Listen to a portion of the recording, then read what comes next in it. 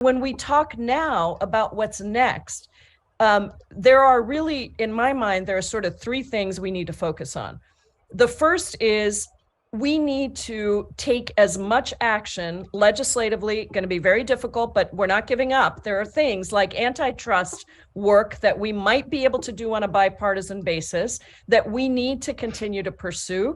Anything else that we can do that is about worker power, we will pursue. So we're not giving up on legislation, but also on executive action, to Joseph's point, we will be releasing probably in the next couple of weeks a Progressive Caucus executive action agenda. We had a lot of success with our last executive action agenda over the last 2 years. We got a lot of things ticked off, but there are still some really important places where the White House can use the power of the pen and can actually make a difference. And I'll just mention a couple because they match your criteria that you had on there, Joseph, in terms of what people wanted to see. So first of all, we can raise the overtime threshold, and it will help 30 million workers get paid for the work that they do. They're not getting a raise. They're actually getting paid for hours that they're already working, but they're being taken advantage of by greedy employers who don't want to pay people for that overtime. So by raising the overtime threshold, depending on how far we can raise it,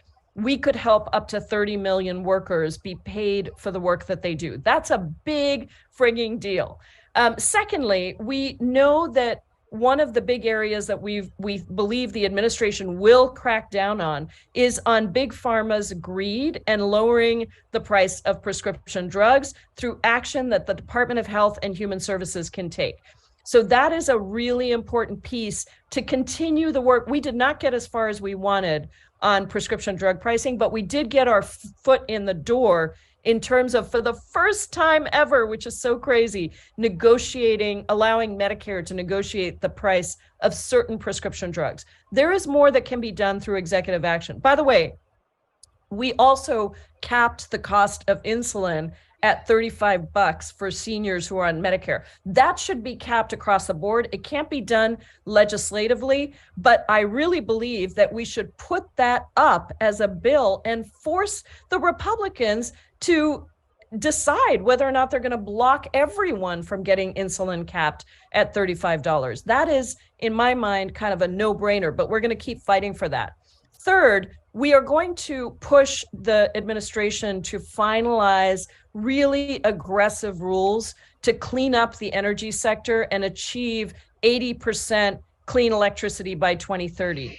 This spring, the EPA will come out with their clean power rules. There is a lot that the administration can do to make sure that we are really incentivizing with these strong, aggressive rules, incentivizing compliance and enforcement to make sure that we get to that. So that's the third piece. And then the fourth piece is also around continuing to support higher wages for the care sector. This is a sector that got left out of a lot of the work that we had put into Build Back Better. That would have, as you know, included a significant investment in the care sector. It would have included universal childcare, universal pre-K, $150 billion in investment in the housing sector. These are all the things that are still unfinished, but there are some executive actions that can be taken around the care economy, around housing, and we will continue to pursue those.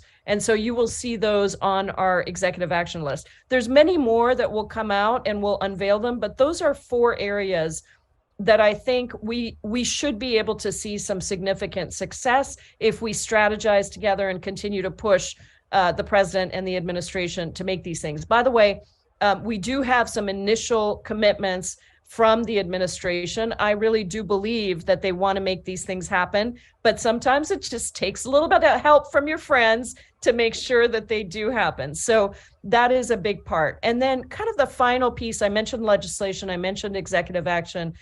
The final piece is, let's use these 2 years to prepare for our next big takeover of Congress, because we do know that this movement, you all have already made a difference. Look, a year ago, there weren't even 48 senators who were willing to overturn the filibuster, the Jim Crow filibuster that prevents us from passing a $15 minimum wage, that prevents us from passing the George Floyd Justice and Policing Act, that prevents us from passing the For the People Act to get big money out of politics.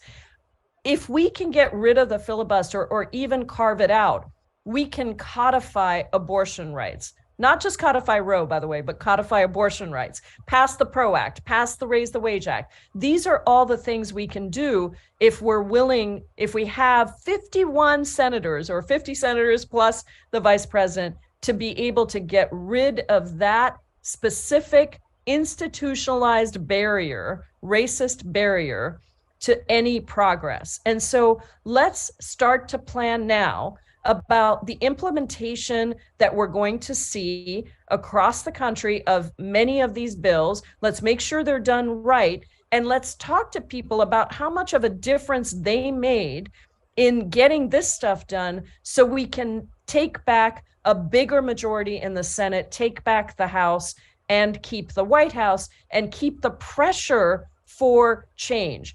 Power does not concede anything without a demand, as we know from the great Frederick Douglass. And so we have to be continuing to demand, and we've got to be continuing to organize, and we have to be not only an opposition party, which, let me tell you, I'm on the Judiciary Committee.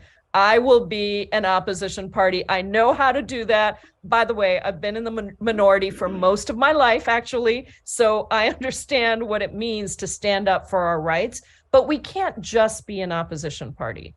We also have to be a proposition party, and we have to give people a vision of what we're working towards and how we get not only everything we can get right now, but also do the organizing to elect more progressives so that we can get the next big pieces of the president's agenda, of our progressive agenda, done.